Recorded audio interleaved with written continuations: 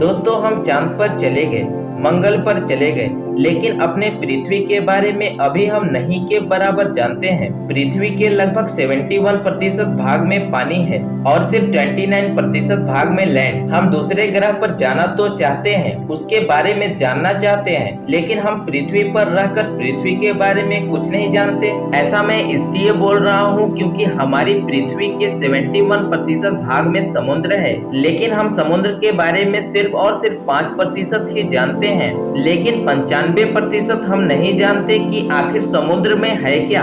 दोस्तों आज हम आपको समुद्र की गहराई के बारे में बताएंगे और गहराई में रहने वाले जीवों से आपका परिचय कराएंगे जिसकी आपने कल्पना भी नहीं की होगी। चलिए अब हम समुद्र में छलांग लगाते हैं। हम समुद्र के 1 किलोमीटर नीचे आ चुके हैं। दोस्तों इस जगह में किसी भी आम इंसान का आना संभव नहीं है। इंसान ज्यादा से ज्यादा 800 फीट की गहराई में तैर सकता है। अगर इससे नीचे गया तो सांस लेने में प्रॉब्लम होने लग जाएगी। 1 किलोमीटर की गहराई पर वाटर प्रेशर इतना ज्यादा होता है कि इंसान के फेफड़े तक फट सकते हैं। 1 किलोमीटर की गहराई हमारे लिए जानलेवा साबित हो सकती है, लेकिन यहाँ रहने वाले जीवों के लिए नहीं। यहाँ जीवों की विभिन्न प्रजातियाँ पाई जाती हैं। 750 मीटर की गहराई में सबमरीन दिखाई देंगी, मगर 750 मीटर के नीचे सबमरीन भी नहीं जाती क्योंकि वो 750 मीटर के नीचे के वाटर प्रेशर को नहीं झेल पाती और कुछ ही मिनटों में फट जाती हैं। 800 मीटर की गहराई में टेम्परेचर काफी कम हो जाता है। यहाँ सूरज की किरणें भी बहुत कम पहुँच पाती हैं। 1000 मीटर की गहराई में जाने पर हम पहुँच जाते हैं स्काई जोन में। इसे स्काई जोन इसलिए कहा जाता है क्योंकि सूरज की रोशनी बस यहाँ तक ही पहुँच पाती है।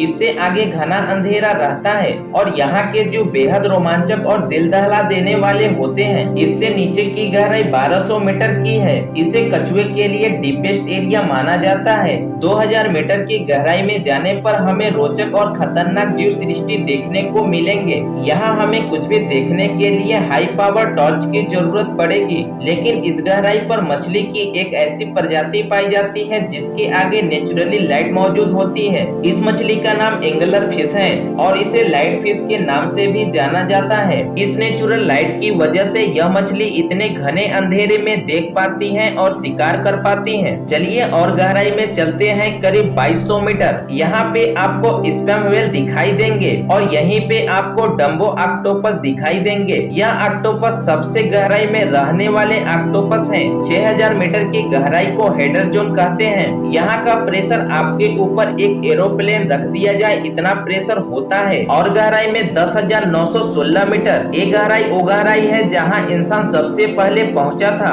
विटने और जैक वेकल ये दो पहले ऐसे व्यक्ति थे जो इतने गहराई में गए थे। ये उस वक्त के सबसे एडवांस सबमरीन का इस्तेमाल करके गए थे। इन्होंने यह रिकॉर्ड सन 1907 में बनाया था। इनको समुद्र के इस गहराई में जाने के लिए करीब 5 घंटे से भी ज्यादा का समय लगा था। इतनी गहराई में जाने की वजह से इनका जो एडवांस सबमरीन था उसके ग्लासेस टूटने लगे थे, इसलिए वे सिर्फ वहाँ पर 15 मिनट रुककर वहाँ से वापस आ गए। और गहराई में 10,972 मीटर की गहराई। ये गहराई इतनी है कि आसमान में उड़ रहे एरोप्लेन और धरती के बराबर हैं। आमतौर पर जो एरोप्लेन होते हैं वे 10,000 से लेकर 11,000 की ऊंचाई पर उड़ते हैं। 11,022 मीटर की गहराई में पहुंचने के बाद आपको घनघोर अंधेरा दिखेगा। इस जगह की गहराई इतनी ज्यादा है कि इस दुनिया का जो सबसे बड़ा माउंटेन है यानी माउंट एवरेस्ट, अगर हम माउंट को इस गहराई में पूरा डाल दे तो भी ये पहुंच नहीं पाएगा। जी हाँ दोस्तों, इस जगह की गहराई 3 किलोमीटर ज्यादा है माउंट एवरेस्ट से